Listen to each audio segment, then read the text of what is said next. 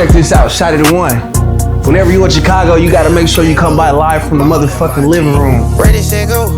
26, I'm on ready, set, go. 4 Giottos, put them on the floor. On they necks, I ain't letting them know. Play a role on the star. It's Erica. We are live in the living room, and we got Shaudie Man on the couch right now. And I just gotta say, you embody every element on what it means to be an artist. I don't lean on my own understanding. I make all my moves from my heavenly parent. I drive a Chevy Impala right now by the end of this year. Coming brand new McLaren. I did the next one in line. All the rest y'all behind on my mama is clearly apparent. I'm a cool young nigga. I'm a smooth young nigga. All I do is wake up and get paid. Every girl a real deal freak. All she do is eat me like a carnivore nigga get ate. But she got a ring light sitting by the nightstand. Nigga try to catch this shit in 4K. I've been in the hay for a while. If you trying to get in touch with It's Erica. We are live in the living room, and we got Shaudie Man on the couch right now. And I just gotta say, you embody every element on what it means to be an artist. And I gotta kick it off like that because you can hop on. You can turn on any of your tapes, any of your projects, listen to a few songs and understand there's a lot going on. For sure. Like any of them. So yeah, I'm happy to have you here. How you feeling? I appreciate you. I'm just here breathing the Chicago air and enjoying every moment of it. Okay. Have you been to Chicago a lot? This is my second trip, actually. The first time I came here, I was with Domani, and I had opened up with him when he was on this tour. Really? Dang, how was that? It was amazing. His fan base is all women, which is very, it's a different demographic. Yes. Like, I looked at my Spotify numbers. I'm real in tune with my shit. Mine is 85-15. It was 85-12 at a point in time. So it's growing in the right direction as my music has been expanding and growing.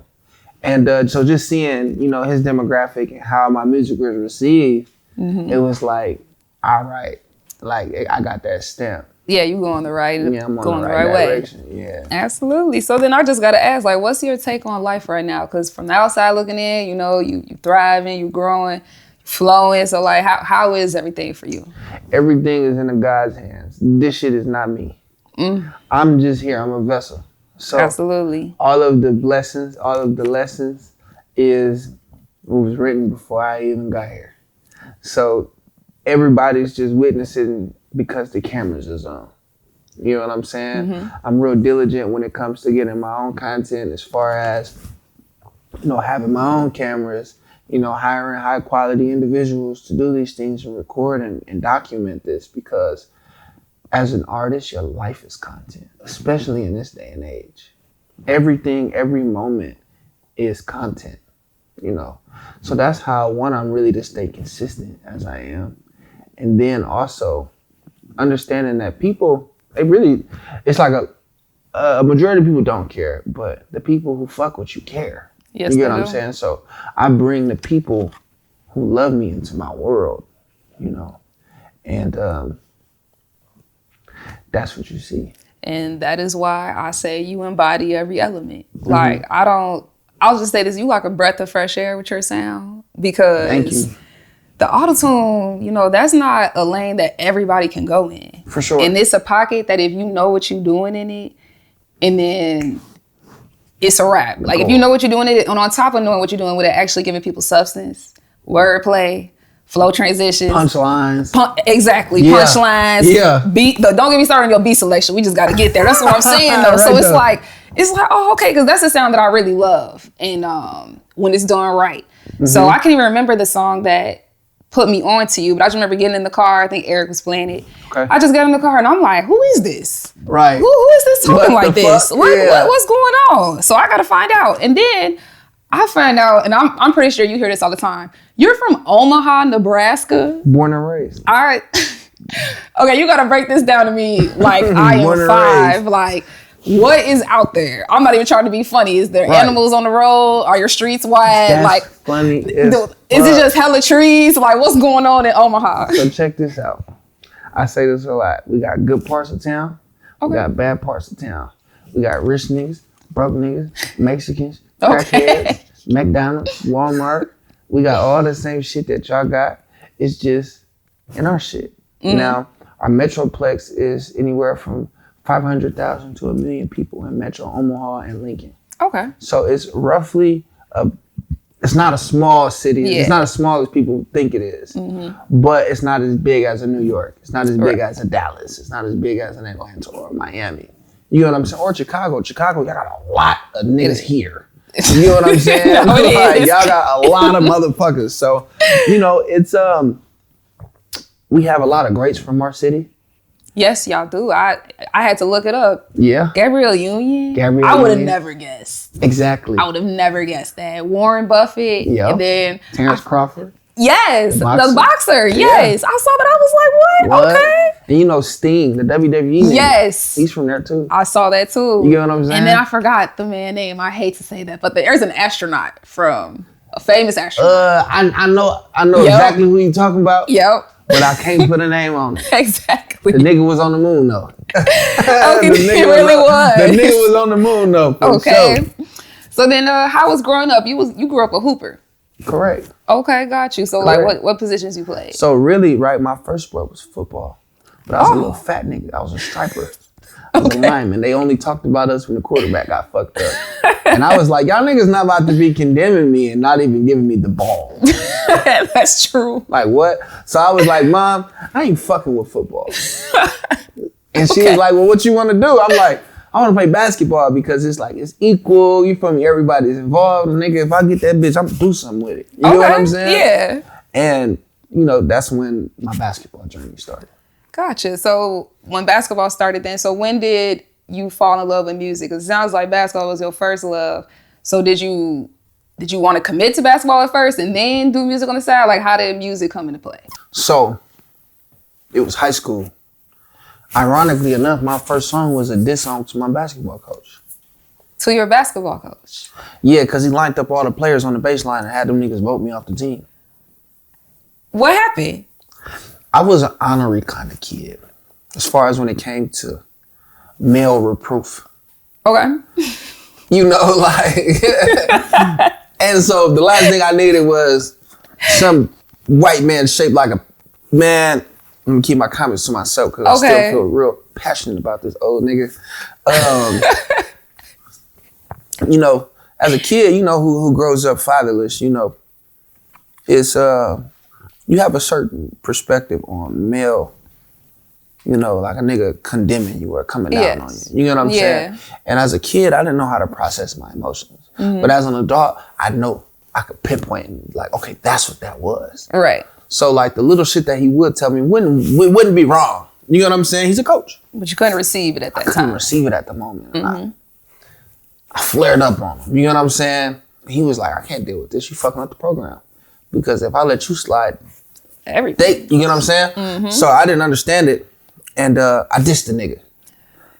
So you dissed him? Yeah, I called his baby ugly, called his wife fat, told him his head was shaped like a penis, all type of shit. Okay, I don't know.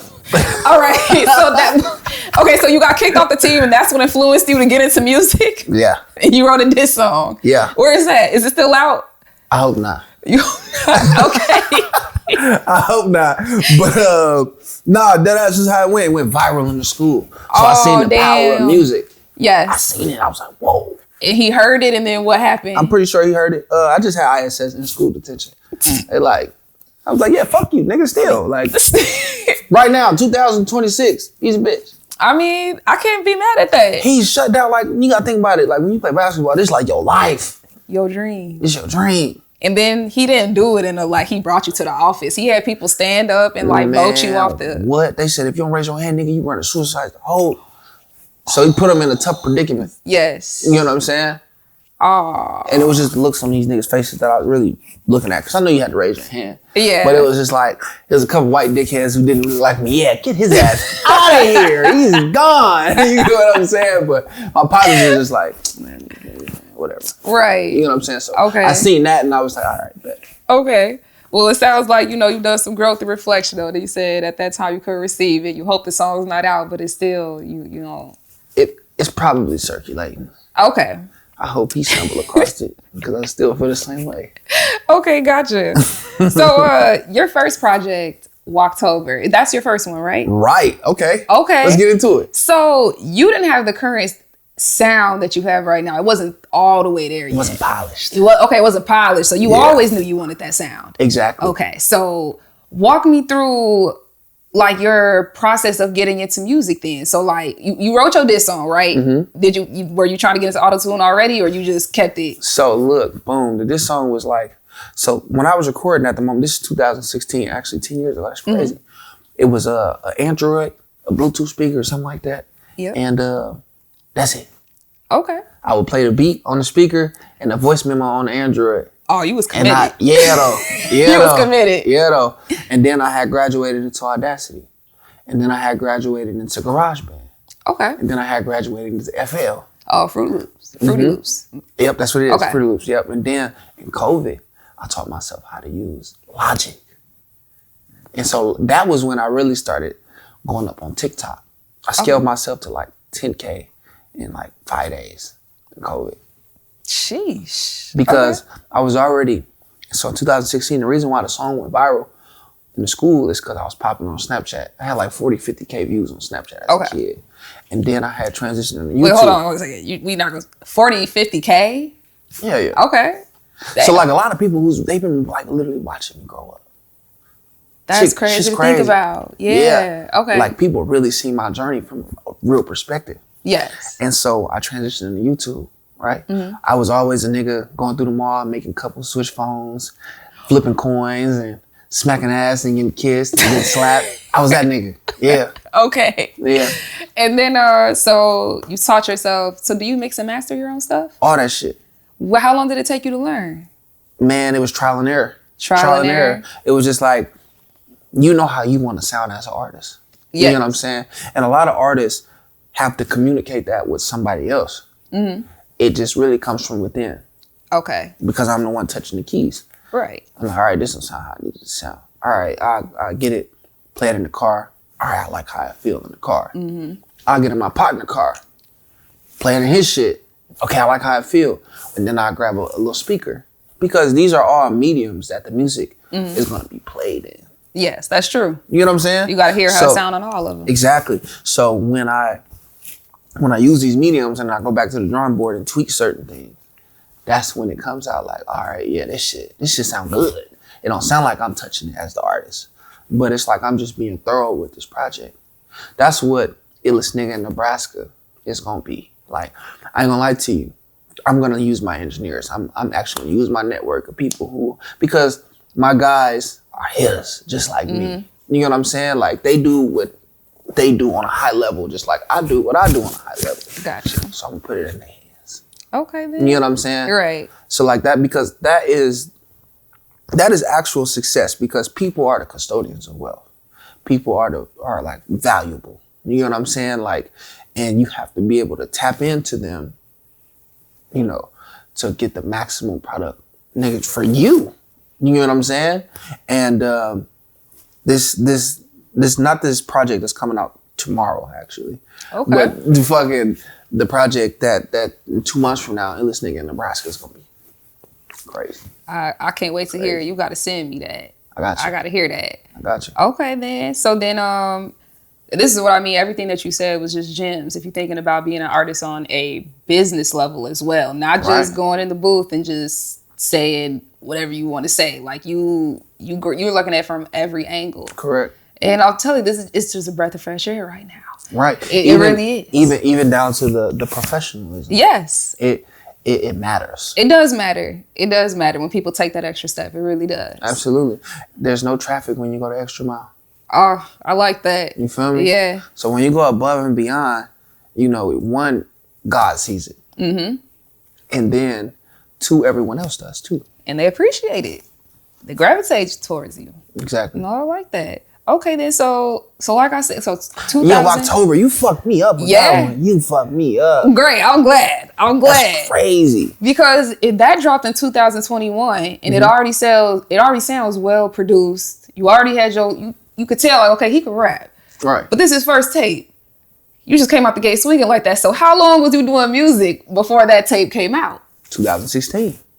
Oh, so you didn't drop all the way up to 2016. Yeah, I was dropping on SoundCloud and like little other shit. But you know didn't. what I'm saying? But that was my first Apple Music debut. Yes. Okay, nice. Okay, so 2016 then. What was the decision that made you say I'm doing music? This song. I'm telling you, all right. So that's what it was. The shit went viral, and I was like, "Fuck that nigga." You know what? That's a real villain origin. No, we got Shaudie Man off of this song. Dead ass. I'm sorry, I don't know. I might have to shout out Coach because he gave us this. He gave bro. Yes. I hate that you had to feel the emotions though, because that's a lot. About it. Yeah. It's not even that. It's about the energy, because energy never dies. It transmutes. Absolutely. It just transmutes. Yeah. So that love that I carried my basketball dream out was the same love I put into the music. Transferred over. Okay. Yep.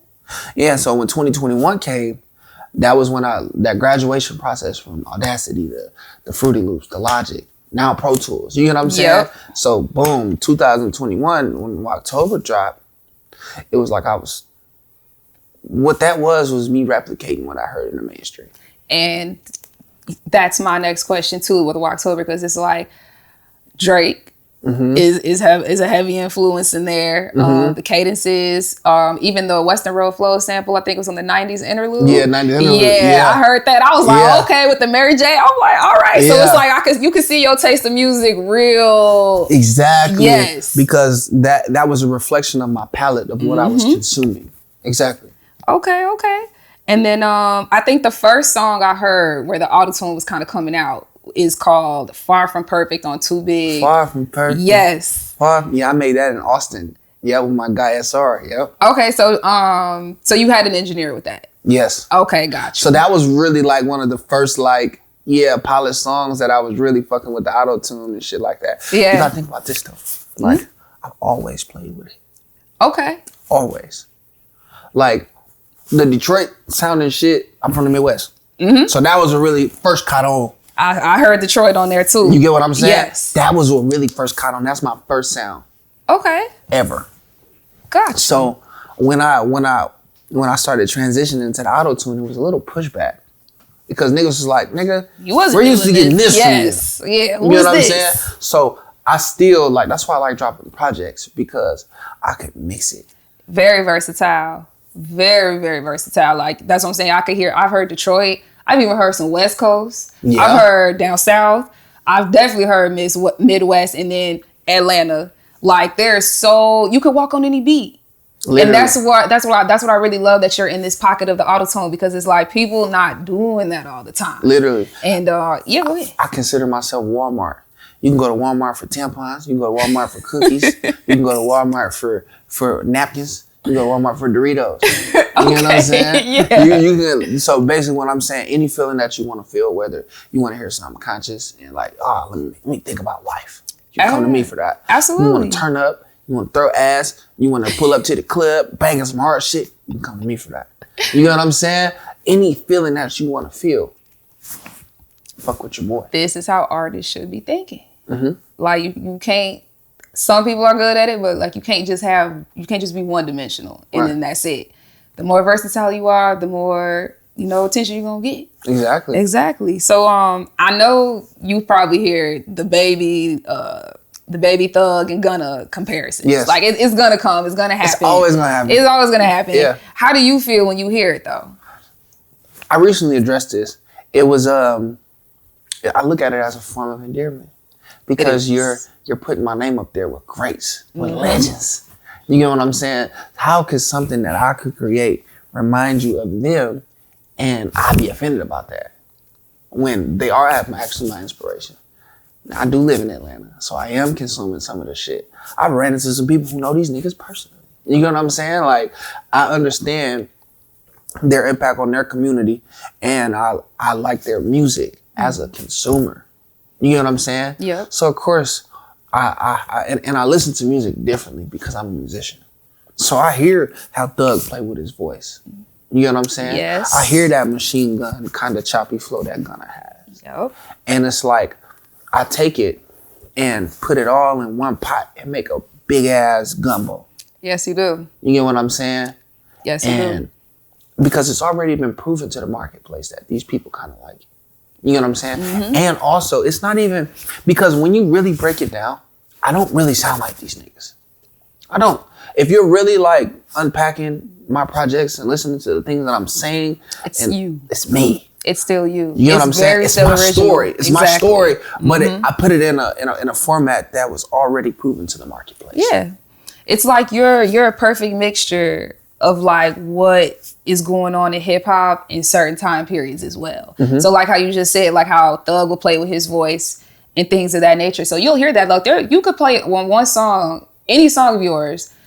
I'm trying to think of one just to be specific, but I just noticed that you're an artist that you can literally, you're going to get flow transitions. You're not just going to hear you just one note and it's just that's it. You're going to get flow transitions. You're going to play with your voice.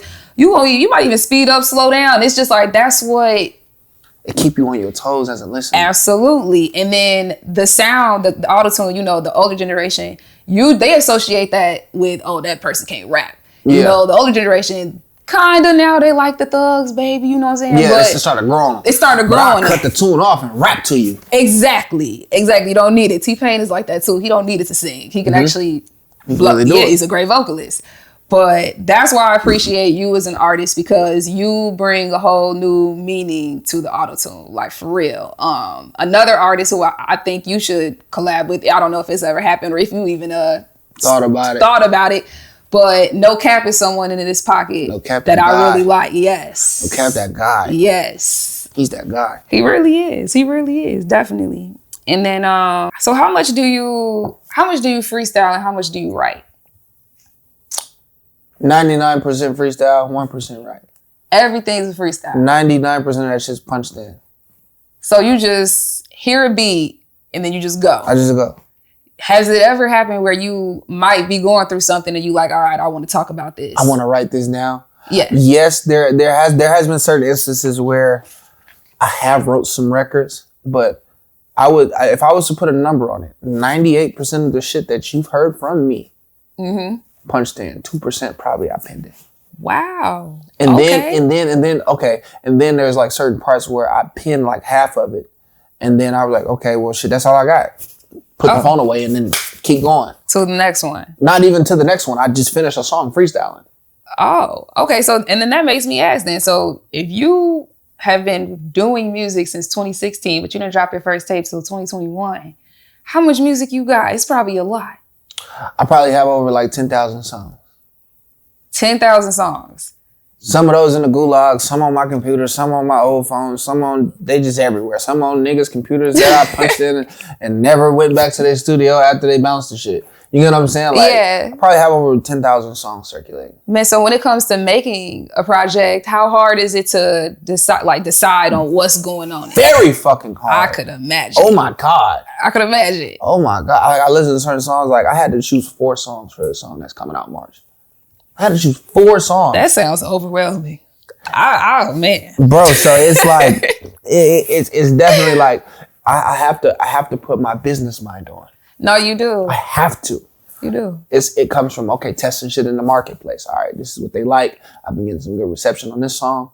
All right, listening to the people who are around me. Okay, this is what they said they fuck with. Okay, boom, I'm gonna give them that one. Right. Then there's songs that I'm passionate about. Like, boom, like I know this motherfucker. I know it's it. And inevitably, I know, because you love all your songs like a baby. Mm-hmm. You know what I'm saying? So I feel like every song could potentially go. You know what I'm saying? And I was going to say, that's what makes it hard, because you are somebody that you could really turn on and just nod your head to. Mm-hmm. No skips. Like, you don't have to skip. Dude, you don't have to skip. That is the compliment of compliments when it comes to artistry. Absolutely. I use it sparingly, but I got to get flowers when it's due. Like, you could really just turn you on anything. Just be like, yeah, I'm vibing. You could just be having a day. You could be in the gym. You could be anywhere. Like you said, so Walmart.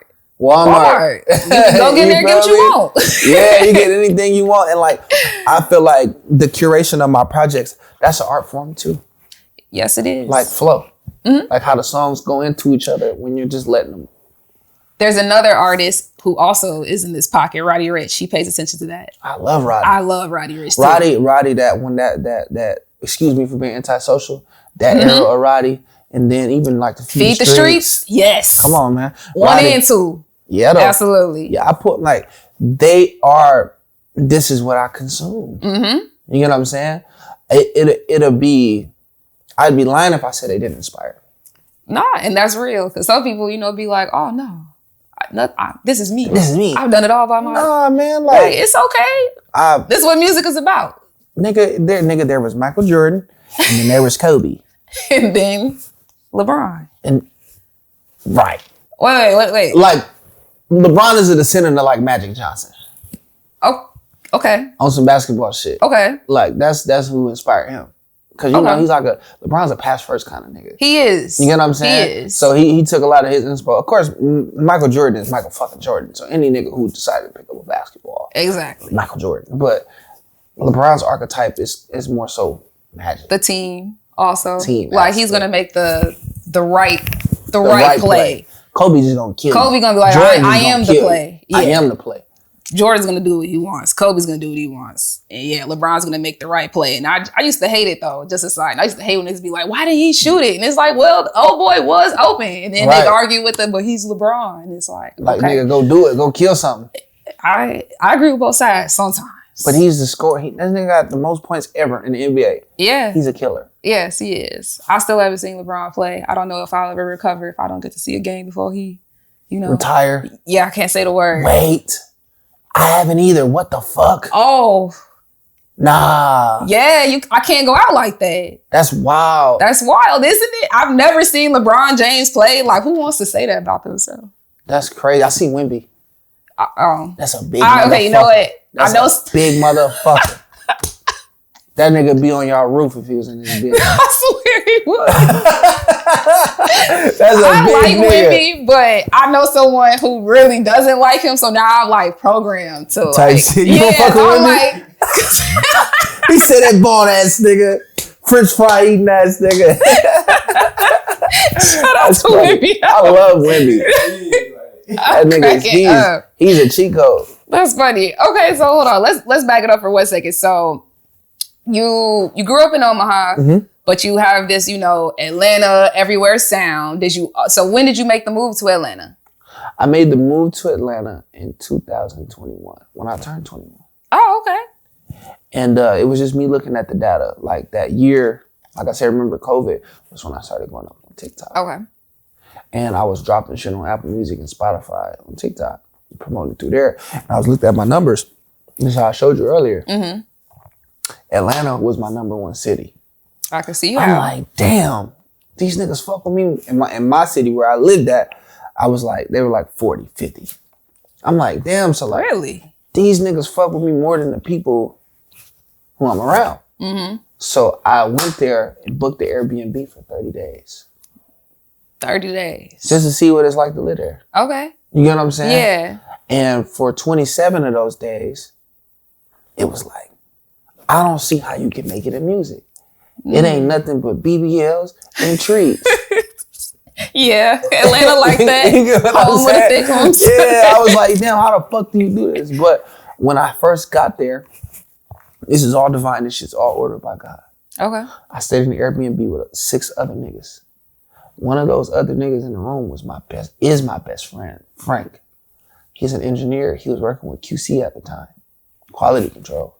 And he was working with Wavy Navy, God rest his soul. And he was working with a couple other artists on their roster as well. And he was coming in from a studio session as I was getting off the road. Mm-hmm. You know how studio sessions kind of roll over 2, 3, 4, 5 a.m. Of course. You know what I'm saying? I was getting off the road coming from Nebraska 14 hours. You know what I'm saying? There. Yeah. Mm-hmm. So I'm bringing my shit in. He's like, who the fuck are you? So that's how y'all met? Yeah, like I'm coming in from the road. He's coming in from the studio. I'm like, yeah, I'm a lieutenant. You know what I'm saying? Da, da, da, da. Usually the lady would kind of warn people that was in the house, like, okay, there's a lieutenant coming. But she thought I was going to be there like at early, like 8 a.m., 9 a.m. Another time, But I got there at 4 or 5. Mm-hmm. You know what I'm saying? Because I left the day before. And I put the code in and she's like, he's like, what you do? Like, would you come down? I'm like, yeah, I'm an artist. I make music. Blah, blah, blah. He's like, I'm an engineer, bro. I'm going to show you around. Now that's alignment. Because you just booked a random Airbnb from Nebraska. From Nebraska in Atlanta. And you get there and it's an engineer like, yeah, I'm here. Yeah, because he's from VA.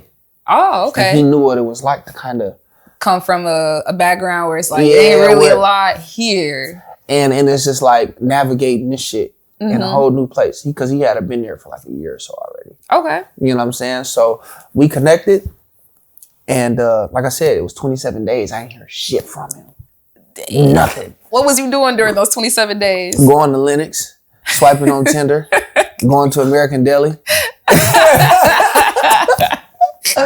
I said, like not Tinder. You feel me? And the crazy story was, you know, the 27th day, man, I'm in the driveway. I pulled up. I'm fucked up on my luck. I ain't gonna lie. I was mad that day. I'm swiping on Tinder. The little 12 hours come up. I'm like, damn. What does that mean? The little 12-hour thing come up when you run out of swipes and you gotta wait till the next day. Wait a second. They put that on there? Yeah. I've never really used. Yeah. Wait, shit, you should not use it. Wait a second. I did not know this. Yeah. So if you're on Tinder too much, they basically tell you on this too much.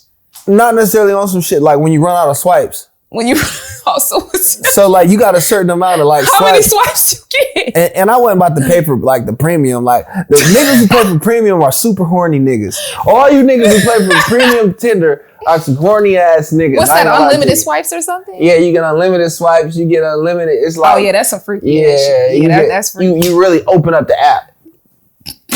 Okay, you definitely on there with a mission. Yeah, exactly. Yeah, you trying to like get you some a freaky numbers. nigga. Yeah, you freaky. You trying to do something. You trying to do something. You know what I'm saying? So you definitely trying to get into something. Yeah, what? So look, my little 12-hour shit pop up. I get out the car, walking in the house. Frank, like, what you doing, bro? I'm like, shit, man, I'm about to go to the room. I'm gonna call it a day. Yeah. He like, nah, you come to the studio with me. Okay. I'm like, for real? Like, oh shit, like this is what's happening? He's like, yeah, like nigga. He called an artist. His name Big Player. This nigga like, I got an assistant engineer coming with me. Is he cool? Slid you in there. He kinda, like Atlanta's Atlanta finesse. Yeah. You know yeah. Absolutely. So he Player like, yeah, man, bring him on through. I don't get no fucks. Like, yeah. We get there. This is when I meet my boy TL and Chase. These are like my right hands too. Okay. In Atlanta. We get to passing the ox around. Frank plays some shit he working on. Player plays some shit that he just made. TL play his shit. And then I play my shit. I get into like my little lyrical shit where I'm talking about some pain. You know what I'm saying? Mm-hmm. You know, I'm trying to like, yeah, nigga, I can rap. You know what I'm saying? But they like, nigga, I don't hear that sad ass shit. Listen, TL. I don't hear that sad ass shit. In the studio. In the studio. I'm like, okay, damn, all right, bet. So I played the video that was moving at the time, which was Step. Okay. Have you heard Step? Not off the top of my head, I can't remember. So that was my first ever viral song. Ever. I damn near want to play it right now. Hold on. Let me see if it's familiar. Step. I was playing it earlier. You was playing it earlier? It ain't no question my niggas gone. Step. Okay. Step. That's what you played? So I played that shit. I had on a soccer jersey with some church shoes on. We was walking around the gas station doing a little dance. You had on a soccer jersey with some church shoes on. Tell him. So you didn't even play soccer. At all. At all. Okay. That shit crazy. I like the decision. Right. Different. But I knew it was gonna go viral. Because TikTok, they be like, real, what the fuck you got on his feet? Like, what is this nigga doing? You know what I'm saying? And I played that, the whole room erupted. Oh, this nigga nice. So I get invited back to the studio the next day. Did they know, after that, I guess it didn't matter that you weren't an engineer? Yeah, it did. Yeah, it didn't matter. And then, I had a really, really valuable lesson that day too. Mm-hmm. It was Big Scar, God rest his soul too. Yeah, absolutely. Big Scar was in the room next door. So all his 1017 camp and all of that shit was over there. And I just met TL, Chase, Frank, Player, all of them right there. My camp, my village, right? Mm-hmm. And at the time, I didn't know either one of them. I was like, nigga, this is a big 1017 artist right here, and these is my people. Mm-hmm. You know what I'm saying? And inevitably, me being genuine in the cloth that I'm cut from, I stayed with my people.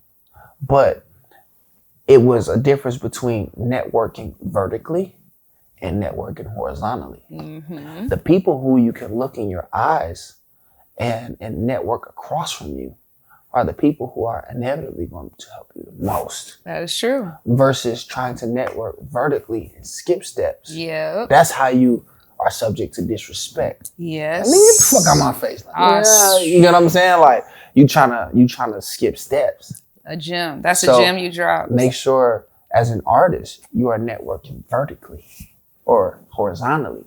Because, nigga, I can't help you. Nigga, I'm trying to help myself. Okay. I'm trying, like, you get what I'm saying? Like, because there's a lot of niggas, hey, man, how you get on the radar? How you do this? How you do that? Niggas don't even know that you can't even pay to get on the radar. Oh, you can't? You can't even pay to get on that platform. Now that, okay. It's relationship based. Or they got to be privy to your music and what you got to do.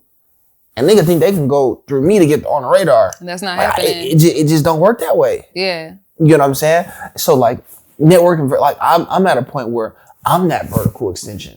Mm-hmm. You know what I'm saying? Mm-hmm. And there's, like, I can only do so much. I only can do what I can. Yeah. And the word can is upon my own discretion and discernment. You know what I'm saying? Because I have that power because this is what nigga built from nothing. You know what I'm saying? So it's like, get your shit out the mud because it's going to feel better. Get your shit out the mud and with the people around you because nigga it's going to actually mean something versus a nigga just pulling you up. And it's going to be timeless. And it's going to be timeless. Yes, it is. And it's going to be timely. Mm-hmm. I've been rapping 10 years for a nigga to call me an overnight sensation. Would you look there? Would you look It's a lot of niggas who just found that Back on That Shit Again video with 800,000 views, 900,000 views, and was like, man, this he just got here. Yeah, no. I've been rapping 10 years, bro. And that's insane to think about. Because you're right.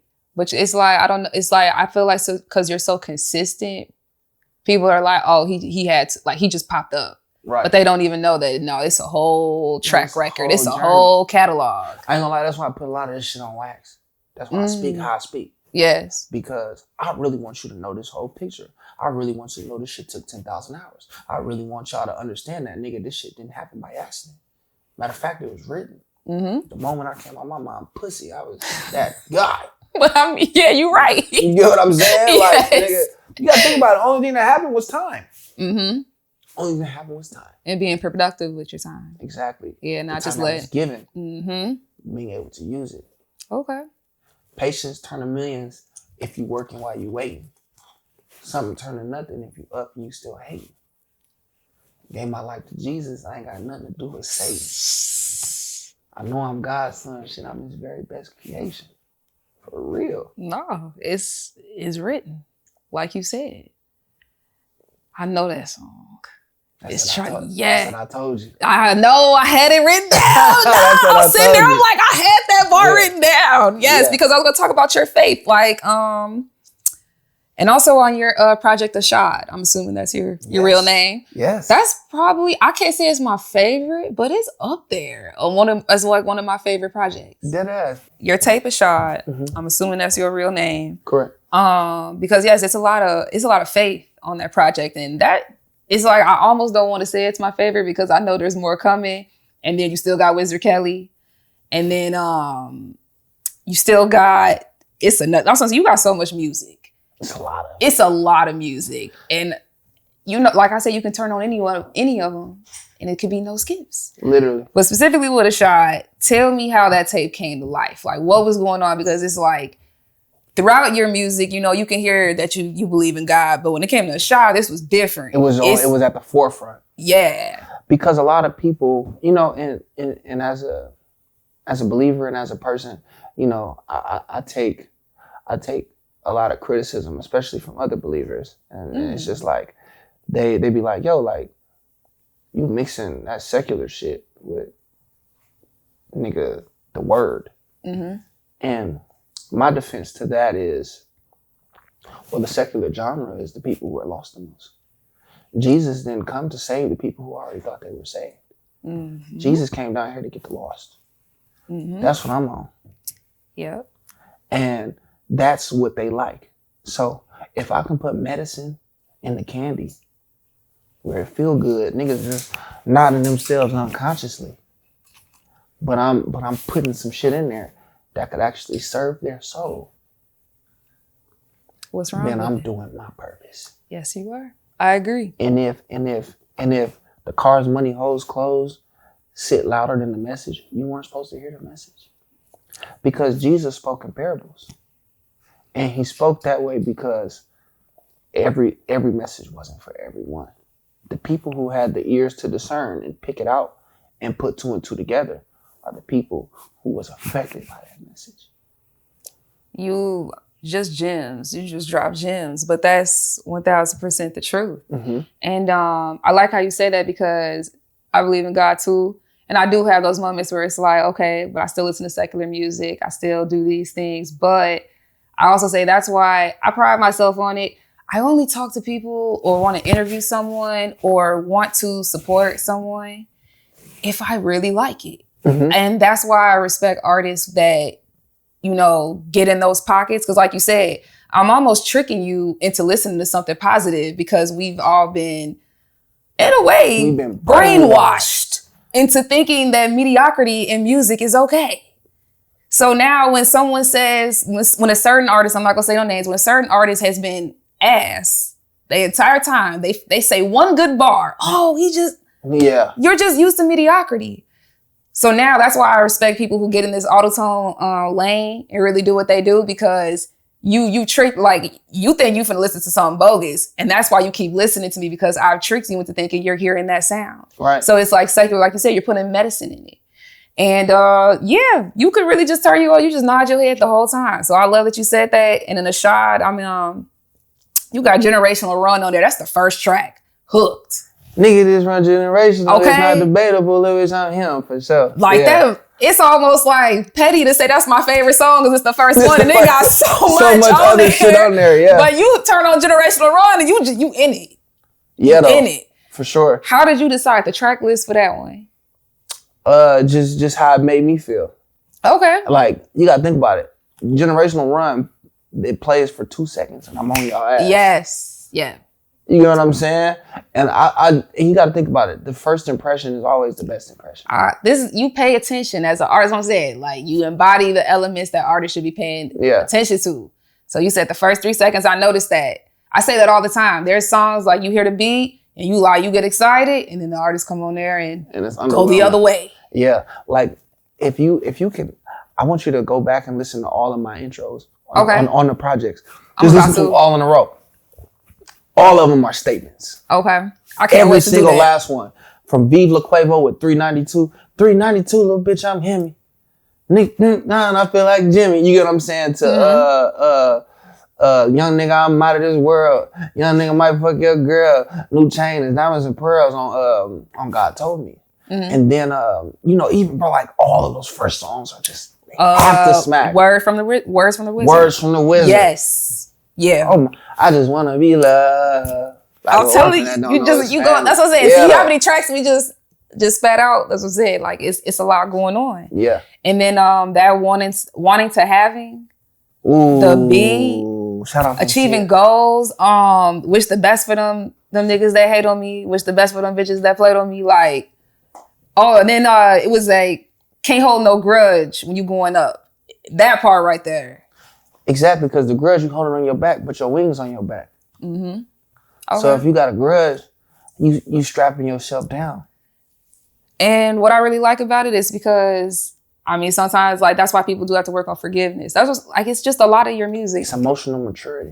It's a lot in there. I am encouraging good habits. You are through my own walk, and it's in a sound that doesn't really promote that all the time. And that's why I just appreciate it so much because you gotta think about it. Mm-hmm. When niggas talk positive, it should sound corny.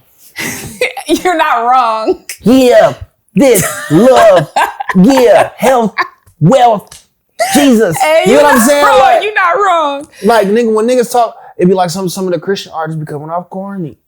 You know what I'm saying? But they mean so well. They do. So you gotta respect it. You gotta respect it. But you're right. But God gave me the task and the talent. The task and the talent. That's why you get the belt when you don't walk in your purpose.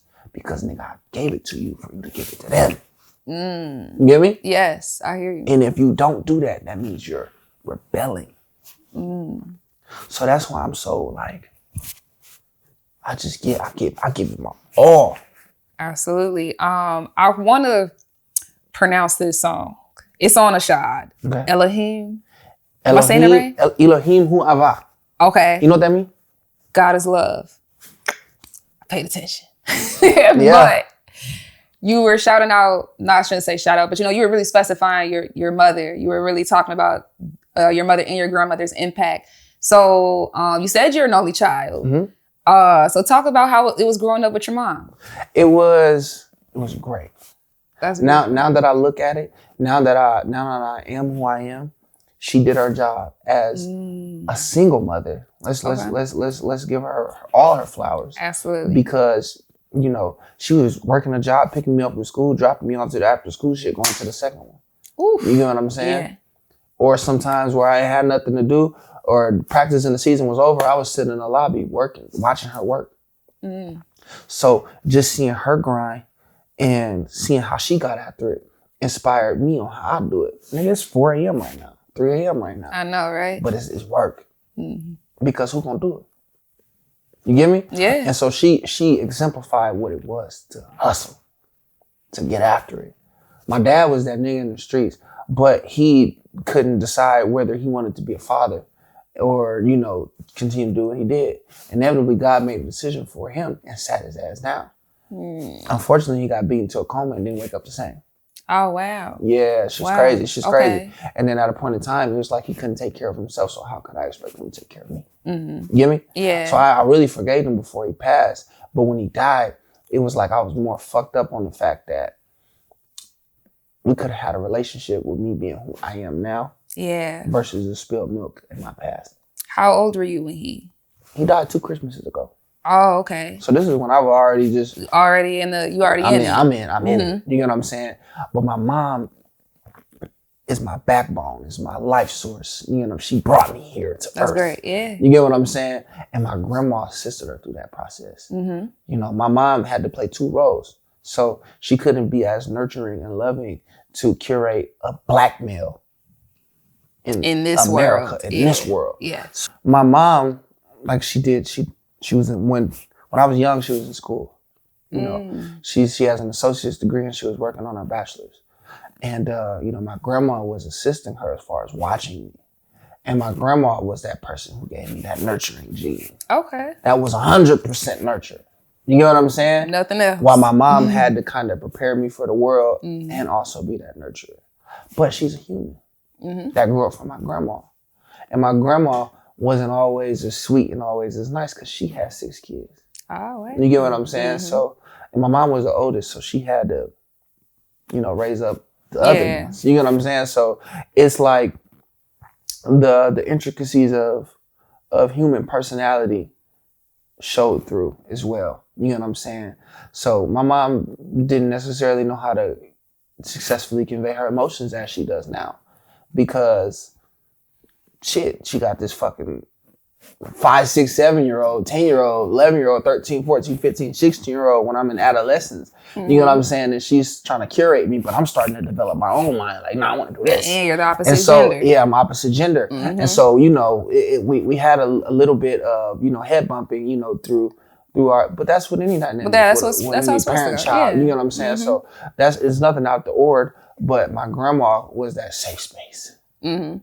All right, if I was getting in trouble in school, she like, all right, what did the fucking teacher do? Because this nigga ain't no bad kid. You know what I'm saying? Like, Gigi was riding for me. Where if my mom got a call from work, you get what I'm saying, and she had to step to the side for a moment, I would go home and I'd try to turn on my PlayStation, my courage would be gone. You get what I'm saying? And I'd be fucked up. Right. You get what I'm saying? Or, some sort of punishment was put in play.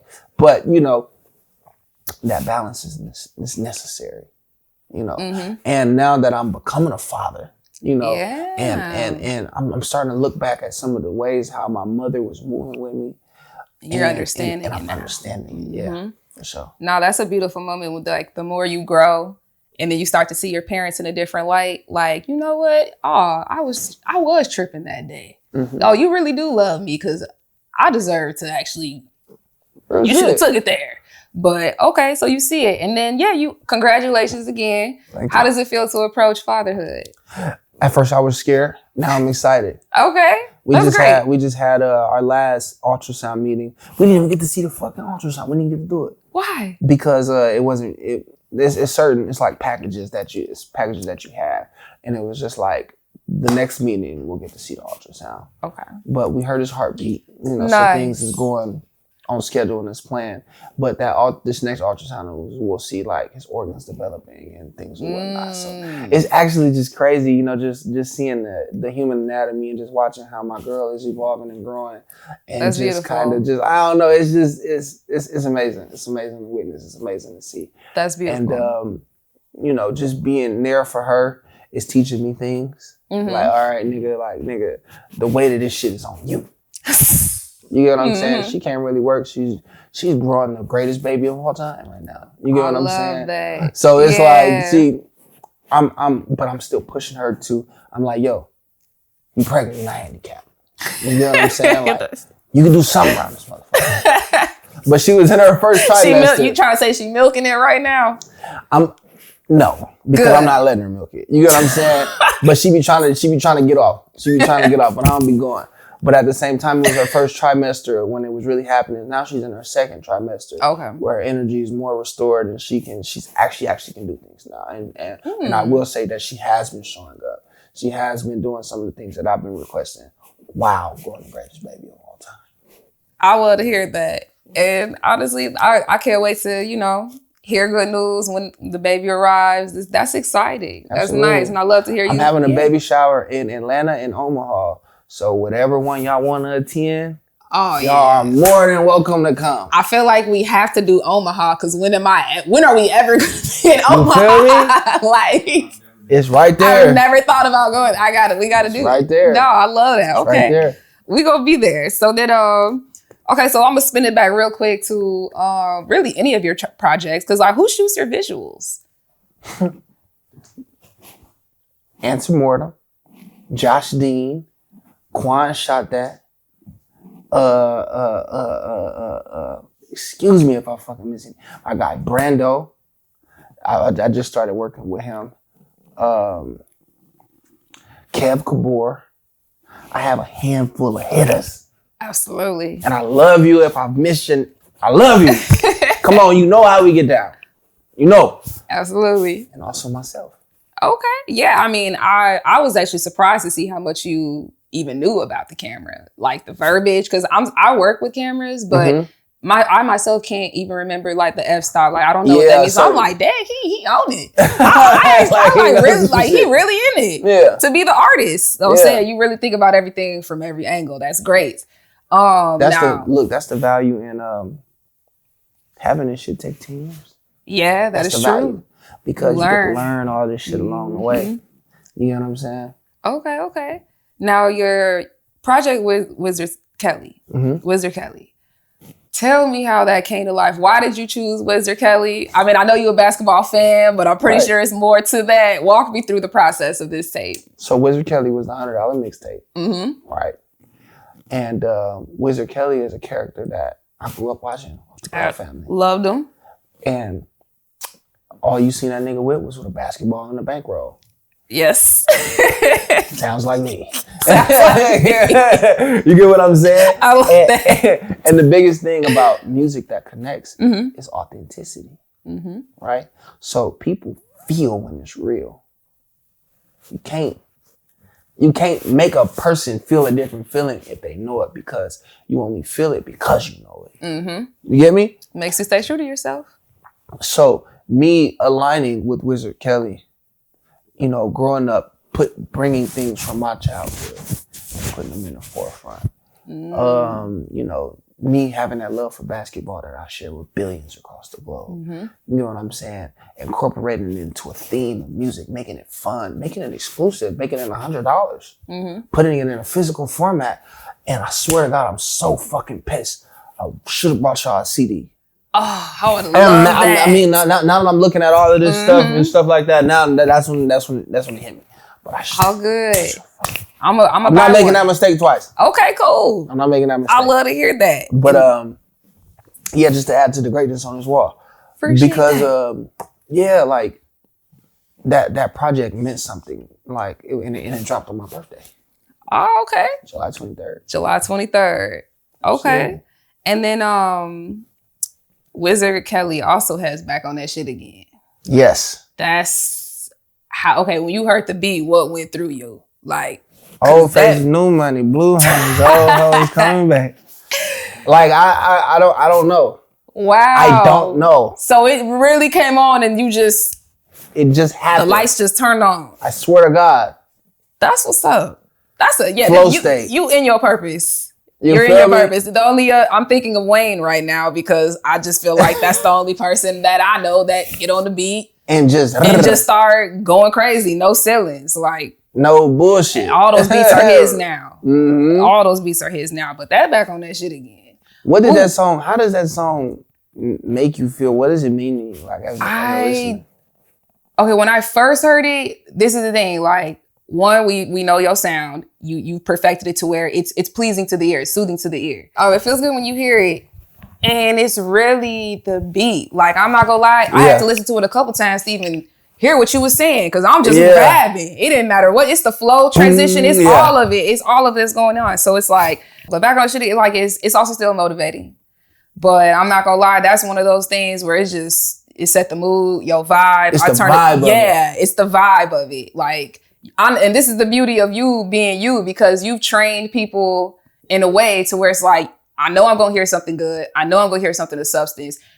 But honestly, the beat and how you sound on it is so well, you could have been on there saying anything. And I wouldn't have caught it on probably the 5th, 6th listen because I'm already locked into it. I'm already locked in. I already know I'm finna hear something good. I already know I'm getting a good product. So that's the power of being consistent. And I'm about to get off track a little bit. So how do you stay disciplined with all this? Because, as you grow, more attention comes. More success comes. It almost gets to a point where it's like, I know I could go harder, but I'm a little comfortable where I'm at. So how do you stay disciplined with all this, like, in a way, power that comes to you? Delegation. Okay. And discernment. Discernment. That's the key word as well. Discernment is, all right, okay, what work is actually moving the needle? Mm-hmm. So there's fluff work, and then there's needle moving work, right? I feel like when I'm traveling and I'm doing things like this, I'm moving the needle. Okay. I'm pushing my campaign forward. I'm in new environments. I'm networking. I'm expanding. I'm growing my brand. My vanity is going up because these niggas see me on flights every other day. Mm-hmm. You get what I'm saying? Yeah. The people I'm touching. I'm actually connecting with people. You're giving me your perspective of me, so I can take some of this back into my creation headquarters and be like, okay, this is what I know. You get what I'm saying? Mm-hmm. All right, okay, I know that they fuck with this. I know that they hear when I speak about God. I know these things now. You get what I'm saying? Like, all right, now it's time to double down on those things, right? And then delegation, having competent people around you to facilitate the work. You build your team. That fluff work, it's not important. It still needs to get done. Videos still need to get edited. Nigga, graphics still need to come out as far as promoting shows. But I need to be the nigga promoting the show instead of creating a graphic for it. Yeah. Even though I can, even though I will, even though I have. Mm-hmm. But there's other important work. And then that's where it comes to time management as well. Because you can fit your fluff work in if you don't wake up at 1 a.m. or 1 p.m. Okay. You get what I'm saying? Yeah, I get what you're saying. Like if I get up at 6 and I go graphic design, everyone's still asleep. Mm-hmm. You're ahead. I'm ahead. Mm-hmm. So when you manage your day right, you get what I'm saying? And understand that you really have 24 hours. And maximize those times. Then that's when you be able to balance everything. Because power without structure can turn into poison. That's true. And that's something that I feel like if you're an entrepreneur, you definitely understand it. If you're still working 9 to 5, you really understand it because them 40 hours take your time away. They can do that. Yeah. So no, that was a gem. But I definitely, like, as we were just talking about, backing up shit again, like, that just made me think about that, like, cause you just got a lot going on. No, real shit. You just got a lot going on. And it's just about, and then a part of delegation is giving shit to God. That's probably the biggest thing. Mm-hmm. I'm flowing. It might look like a lot, but nigga, I'm just... You being you. You get what I'm saying? It's in me, not on me. I love that saying. Because it's true. I feel like sometimes people in the world feel like, their assets is supposed to speak for who they are. And that's not always going to be the case. You're supposed to be who you are without it. You're supposed to be who you are with it. And if assets make you turn into a different person, that's just who you were the entire time. The entire time, it just unveiled you. It just unveiled you. It just exposed you. Right. So you're supposed to be who you are no matter what's going on. No matter what's going on. You know how valuable you are when you have nothing. Absolutely. Like I'm on my 16th Shaudie Fest. I threw 14 out of those 16 Shaudie Fests with virtually no money. Hey, that's genius. Because, one, the vision of bringing artists in, all right, boom, I got this platform. I know the venue costs like $800, $900 to $1,000. Okay, boom, I'm about to have some of these artists pitch in this pot by selling them these packages, right? Boom, I'm gonna have my cameraman come take pictures and photos of them. I'm gonna have my guys print off tickets and things so they can go sell it to them. So these things actually have value in them. You get what I'm saying? So they're extracting value. We're exchanging value from each other. You know what I'm saying? You're helping me put on the show. I'm giving you a platform to actually display your talent. You get what I'm saying? On top of bringing you in, and I'm actually mentoring these people. We have conversations regularly. You get what I'm saying? Like just the type of person that I am. I'm not sure if y'all picked that up already, but it's just like, I'm a very thorough individual when it comes to, I treat humans delicately unless you prove me otherwise. Absolutely. You know what I'm saying? So it's I love all. And that is definitely exuded to the people who love me back. And that's what those Shaudie Fests prove. Like, I have a real community of people like who fuck with me, and it's reciprocated. Yeah, and it's not a lot of yous walking around, which is why people are gonna just keep gravitating towards you. It's the truth, because in this industry, we have just literally, in the music industry, as consumers, as someone who listens, we've been starved.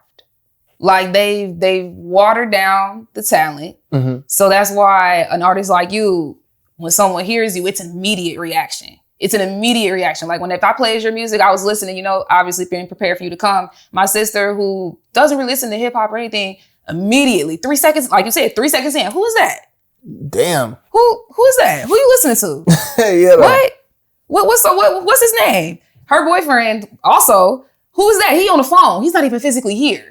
He's on her phone. They're on FaceTime. He was like, hold on, what's that? Who is that? Who's playing? Who is that? That's what I'm saying. So it's immediate. That's crazy. And that's how it was for you when I first did it. Immediate. Who is this? I haven't heard somebody actually rap in so long outside of our greats. Right, Kendrick exactly. and Cole, because they still dropping music. But yeah, the greats, Kendrick. Because we still got the greats, Kendrick, Cole. They still making music. I heard Jay-Z was kind of thinking about coming back to this music. I don't know how true that is, but we still got our relevance still around. Right.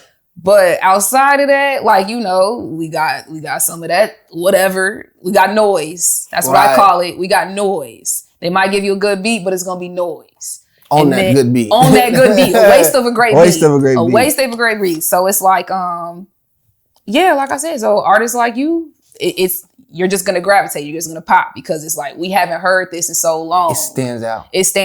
It has no choice but to. That's lovely. So then I'm going to just say, I got some real favorite songs. We went over Generational Run, Ready, Set, Go.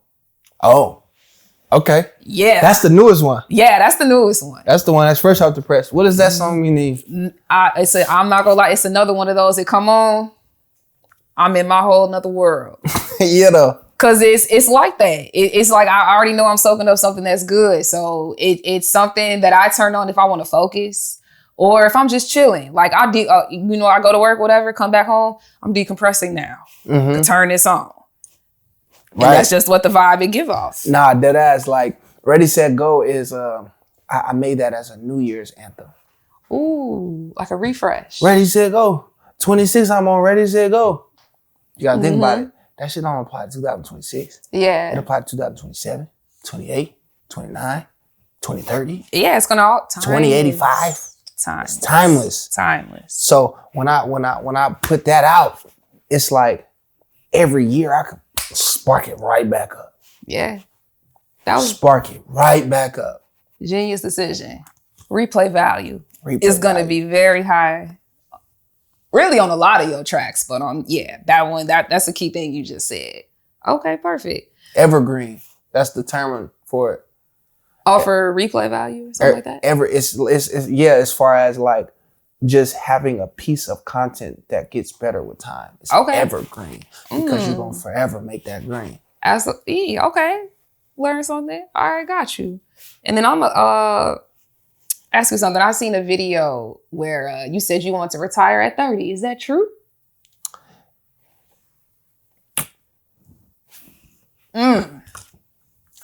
Whatever God bestows upon me at that time, I'm going to allow that to happen. Good answer. For the simple fact that, one, I understand how rare a talent is, and I want to keep that prestige. Mm-hmm. You know what I'm saying? Yeah. And I feel like once niggas get a certain age, it's just like, I don't ever want the game to sub me out. I want to be able to like, nigga, I left. Yeah. And the type of artist you are, like, because you have so much substance, what's your main goal? Like, what do you want to be remembered as? A man who feared God and loved what he did and showed that to the world. Okay. I take care of my kids. I plan on having more kids. That's nice. Baby, I told you I want 9 of them. 9? 9. 8 more to go. Does she know that? She knows. Okay. Good. All right. I hope it happens. This nigga looking stuck. Nah, yeah. I mean, in the next 90 days, I wish y'all to have a baby too.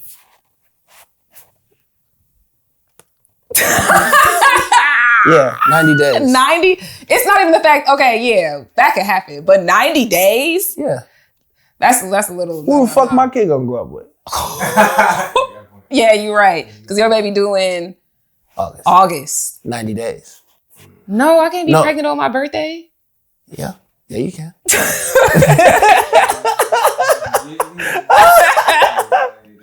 Hey, I ain't gonna lie.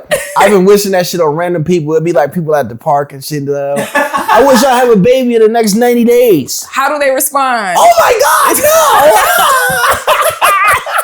just like how y'all did, yeah. I've never thought about pranking somebody like that. So you just randomly randomly like, I hope y'all have a fucking baby.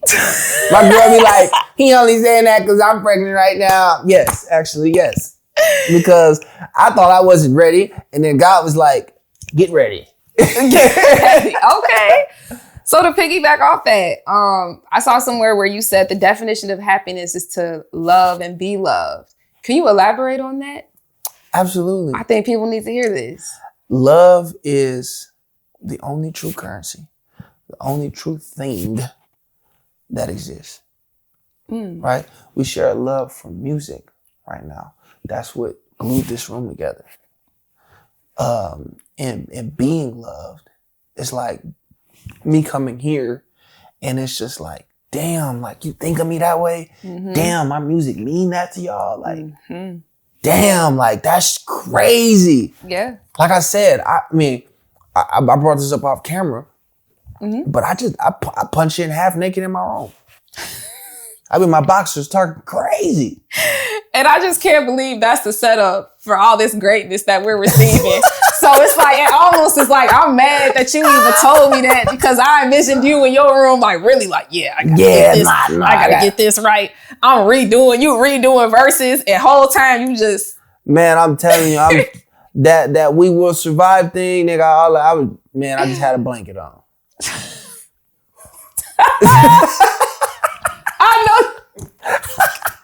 I know you left.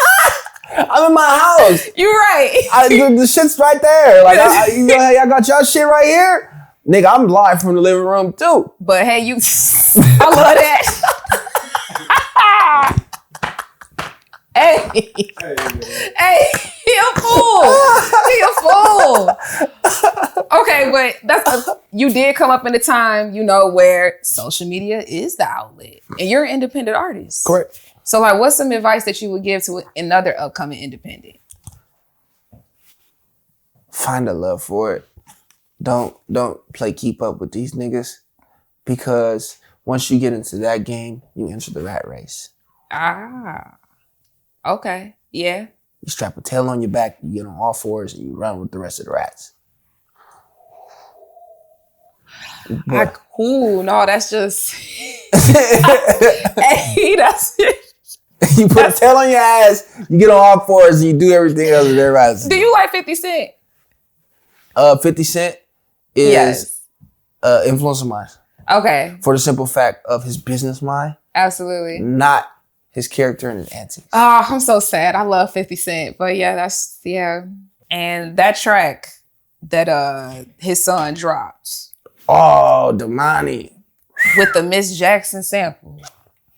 That came on. I was like, I listened to it a couple times. I was just Domani, like, damn. Domani has been him. Like I said. Yeah, he's a great, I went on, I did a couple dates with him as far as on his tour, especially here in Chicago. He invited me to come here for the very first time. Wow. So it's like, I respect his pen, and I respect him as an individual and as a man and as a son. Mm-hmm. Like, nigga, somebody talk about my mom like that, like I'm going off too. It might not be rapping, but it's just like, nigga, it's my mom. But the way he did it, that was my part. That was flawless. And then it also gave the world a chance to see who he is as an artist. And I was God. Like, that's the biggest thing. That's the biggest thing about it, because it was so. And again, Domani always played his role. Yeah, he did. Domani He's never tried to skip steps. Yep. Domani ain't never he dropped his shit last. You're 1,000% right. He always do him on all of it. That's all. You're 1,000% right. That is true. That is true. Okay, then. You did live in Texas for a little bit. Yes, ma'am. You went to college out there? I wanted to go to college out there. That shit was expensive. Okay. The only schools that I got accepted was North Texas, which is the main green, and then TCU. Both of those schools cost $80,000 a year. Yeah. And I had $5,000 on my Pell Grant. Oh. So if I'm doing the math correctly, I had to come up with 75 beds. Yeah. Just to go. Just to go. Just to go. You know what I'm saying? That didn't even count everything else. Now, in hindsight, now that I look back and I'm becoming who I am, and the things that I feel like I should have trusted God more in that sense of, all right, nigga, if this was my path, it would have got done. No matter what. Now that I have that calm knowing, now that my heart is established in that, man, I do as I shall. Yeah. I go where I please. Because it's like God has already paved the way for me. So if I was more in tune then, I probably would have said, fuck it, why not? Like, shit, fuck the student debt, nigga. I'm gonna be a billions. You know what I'm saying? So it's just like, why not? You know what I'm saying? Like, just think about it in that hindsight. But going back up to Nebraska, where I inevitably attended the University of Nebraska at Omaha, it gave me lessons in itself. I still got a college experience, right? I went to a PWI, so I know how to communicate with white, black, green, purple, yellow. Yeah. You know what I'm saying? No, yeah, you got it. And, that's that. It gave me that texture. Tools. Exactly. Tools. So inevitably, like, when I get into these rooms with these corporate guys, it's like they're cackling their ass off. Oh, they're fucked up about my vocabulary. Okay. Because it's like I'm a well polished individual. I'm nigga from the street cats to the hood rats to the corporate broads to the boardroom. You know what I'm saying? Like any environment, I'm a chameleon. I can do it. because it's like, that's the value of being raised in Nebraska. Yeah. Because them white people embraced us. Nigga, that's where we ran from the South to the Midwest. Yeah. You get me? Yeah. Like no, you're right. They took us in. They're like, nah, nigga, that ain't right. Up north. You get what I'm saying? But we gonna show you what's right. We ain't fucked up like them people down there. We not them folk. But you not about to come here on some bullshit. Okay. You get me? So it was just being allowed, growing up in that diverse environment has one, you know, to my palette of music, to the relatability of all. You know what I'm saying? And being able to survive in various environments. Okay. That's what Nebraska gave to me. Okay. No, I like how you summed that up. Because, Nebraska is just one of those states where it's like, yeah, well, you know, I just always wondered what's going on out there. Yeah, exactly. Yeah. And then for a product like you to come out of it, that's amazing. That's a testimony. That's Absolutely. Amazing. It really is. Kicking down the door, like, you know, Terrence did it. But same guy. Terrence did it, Bud did it. Warren did it. You know, X was just born there. Really? Malcolm X, he was just born there. Oh, he went to Lansing and then he went to New York. Okay. You know what I'm saying? Gabby, same thing. She was born there and then, you know, migrated to Cali, you know, and, you know, did the acting thing. You can't, because the thing is with Nebraska, it's like certain rooms aren't available there. Just you not know what I'm saying? there, It's just not available there. You know, the certain rooms that are in Atlanta aren't even available in anywhere else. The certain rooms that are in California and LA aren't available anywhere. And so is New York. That's true. You know what I'm saying? Yeah. And when you are from these small towns, this is the advice that I give to any indie. You are only going to become as big as your environment. You put a shark in a fish tank, he's going to be the size of the fish tank. But if you put a shark in the ocean, he'll become the beast that we either love or hate, just depending on the relationship that we have with sharks. Okay. Yeah. So even with this, Live from the Living Room, y'all seen multiple media sources come out of Chicago. You guys are on fertile ground. You know what I'm saying? Yep. But also, I want Live from the Living Room to become a blog. I need to be reposting these niggas and making this shit a blog page too. Because that's one that'll keep y'all consistent, right? It'll funnel more talent to come through here. And then like what shit like with the Finesse 2 Times on the live streams, Brorilla and all of this, y'all need to become like a Say Cheese for Chicago. This is there's so much going on with everything that you're saying and the works with that. We got a blog. Like that's what I love your mindset, because you right here with it. You've only been here for what, like a couple hours now. Yeah. And then that makes me want to ask, like, what made you want to come on Live from the Living Room? Shit, I just checked my DMs and seen that y'all niggas reached out. Yeah, okay. I'm real into it. And if I said anything else, I'd be lying. Yeah. You know what I'm saying? But when I got on the phone and I felt the energy from you, you know, when we were connecting, and it was just like, all right, this is a good decision. You know, they're moving professional. I know I pride myself on being a professional. So once that was met, I was like, all right, bet, cool. Like, shit, I fuck with Chicago. I had hit my manager like, nigga, this is what we're doing. He started putting other pieces in play for me and things and whatnot. And so we're making this shit a whole thing. This shit is a press run. And just the will and energy and effort, y'all got what it takes. It's 4 a.m. right now. Yeah, and we still working. You get me? Yeah. It's just about timing. Yes. Right? And with that time, y'all gotta put the work. Nigga, you the captain. She's the face, the brand. You know what I'm saying? Y'all like a power unit. And you gotta lean on, you know, y'all lean on each other to do certain things, and the workload is only gonna get bigger, and that's when delegation, time management, and discernment is gonna come in. You get what I'm saying? Yeah. And it's only gonna get bigger and better. It's gonna be, nigga, y'all gonna be doing Live from the Living Room in a $5 million mansion. You know what I'm saying? Crazy. Y'all already put up. Super put up. You get what I'm saying? Yeah. It'll be super duper put up there. You get what I'm saying? So it's like, it could be, I'm not sure if y'all know how big this shit is. But nigga, this shit can turn up at any moment. It really, yeah. It's just crazy because the crossroad, and we could have more of this conversation off camera, but like the crossroad that we at right now. And this is just like, it's just very aligning. It's the cherry on top. It's literally very aligning. This is God work. This is so aligned. I love that. Yeah, I'm glad you came out here. No shit. For real. I'm glad y'all had me. Like, yeah.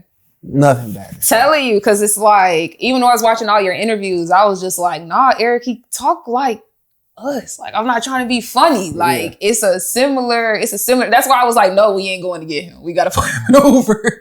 We gonna click. We gonna click, and it's gonna be the interview gonna happen in the car. We're gonna be blue. We get back, be like, damn, we just did the shit in the car. Like I said off camera. Like I said off camera. They gonna be like, what did we miss? Why'd y'all put on the cameras now? Exactly. So no. I got one final question. Like, what's your top 5? Like, who's your top 5 as an artist, or anything like that? Michael Jackson. Oh, you see this is what I'm talking about. Nipsey Hussle. Yes. Nas done crept in there. Like I love. Yeah, you said that earlier. I was like, oh, okay, so he went and got to the Nas bag. Nas crept in. Nas is one of the ones. I ain't mad at that. King made some room. He made some room. Young Thug. Okay. And Shaudie Man, I love myself. You gotta put yourself. That's but cool. if I was to name another artist to put in there, who would I put?